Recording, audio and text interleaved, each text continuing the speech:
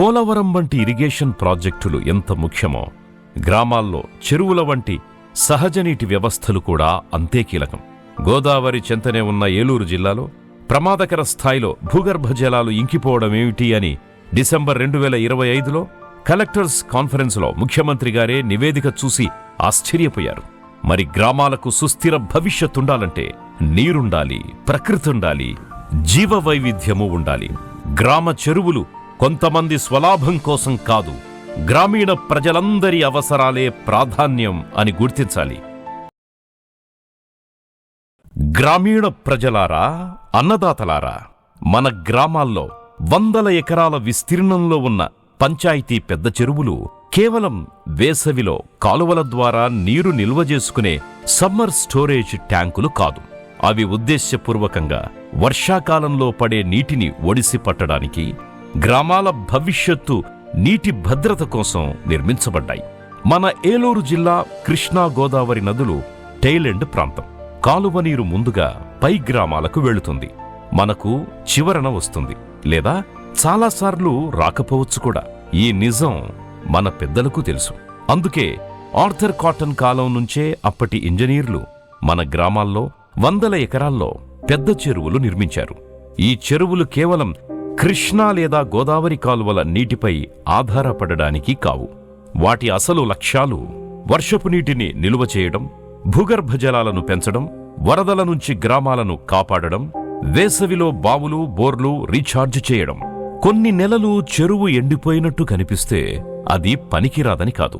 అదే చెరువు ఆ సమయంలో నెమ్మదిగా నీటిని నేలలోకి పంపి మన బావులకు, బోర్లకు ప్రాణం పోస్తుంది. కానీ ఈరోజు మన గ్రామాల్లో జరుగుతున్న పెద్ద విధ్వంసక చర్యలు ఏంటి?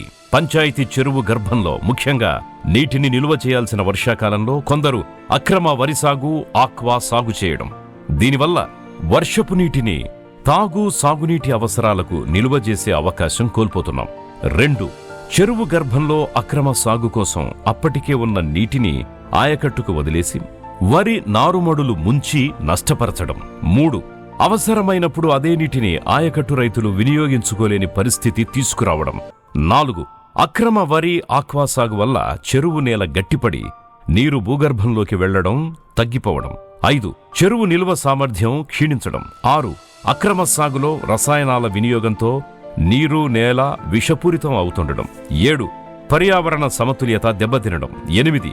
రేపటి వాతావరణ మార్పులపై దీర్ఘకాల ప్రభావం పడడం. దీని ఫలితం బావులు, బోర్లు ఎండిపోవడం, అకస్మాత్తుగా భారీ వర్షాలు పడితే వరదలు, సాగునీరందక గ్యాప్ ఆయకట్టు పెరగడం, ఉపాధి కోల్పోయి వలసలు, తాగునీటి కొరత, కాలుష్యం, ప్రజా ఆరోగ్యంపై ప్రభావం.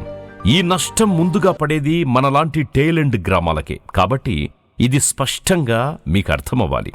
మన గ్రామ పంచాయతీ చెరువులు కొందరి స్వప్రయోజనాల కోసం పంట భూములు కావు. పంచాయతీ ఇరిగేషన్ చెరువులు వాణిజ్య ఆక్వా ట్యాంకులు కానే కావు. చెరువులు తాగునీటి కోసం, చెరువులు సాగునీటి కోసం, చెరువులు భూగర్భ జలాల రీఛార్జ్ కోసం, మన పిల్లల భవిష్యత్తు కోసం, పర్యావరణ సమతుల్యత మరియు జీవ వైవిధ్య పరిరక్షణ కోసం. మన పెద్ద చెరువులు వేసవి స్టోరేజీకి మాత్రమే కాదు, వర్షాకాలపు నీటిని ఒడిసి పట్టడానికి. మన చెరువులు బతికితేనే మన గ్రామము బతుకుతుంది. ఈ సందర్భంగా రాష్ట్ర ప్రభుత్వాన్ని, కేంద్ర ప్రభుత్వాన్ని, ముఖ్యంగా పంచాయతీరాజ్ శాఖ, ఇరిగేషన్ శాఖ, పర్యావరణ శాఖలను మన గ్రామాల తరపున వినమ్రంగా కోరుతున్నాం. కృష్ణా గోదావరి టెయిలెండ్ ప్రాంతాల్లోని పంచాయతీ పెద్ద చెరువులు కేవలం స్థానిక భూములు కాదు. అవి జాతీయ నీటి భద్రతకు చెందిన ఆస్తులు, జీవ వైవిధ్య వ్యవస్థలు. ఈ చెరువుల మీదే రైతులు, గ్రామస్తులే కాదు, చేపలు, పక్షులు, పశువులు, మరెన్నో జీవరాశులు ఆధారపడి ఉన్నాయి. ఈ చెరువులు నాశనమైతే దాని ప్రభావం ఈ రోజుతో ఆగదు. రేపటి వాతావరణ మార్పుల రూపంలో గ్రామాల మీద మరింత తీవ్రంగా పడుతుంది. కాబట్టి చెరువుల ఆక్రమణలు పూర్తిగా ఆపాలి. చెరువు బెడ్లలో పంటలపై నిషేధం కఠినంగా అమలు చేయాలి.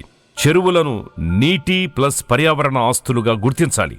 చెరువుల రక్షణ చట్టాలను కఠినంగా అమలు చేయాలి. స్థానిక ప్రజల భాగస్వామ్యంతో పారదర్శక నిర్ణయాలు తీసుకోవాలి. చెరువు క్యాచ్మెంట్ మరియు జీవ వైవిధ్యాన్ని చట్టపరంగా కాపాడాలి. గ్రామాల మనుగడ, తరతరాల జీవన భద్రతే లక్ష్యం కావాలి.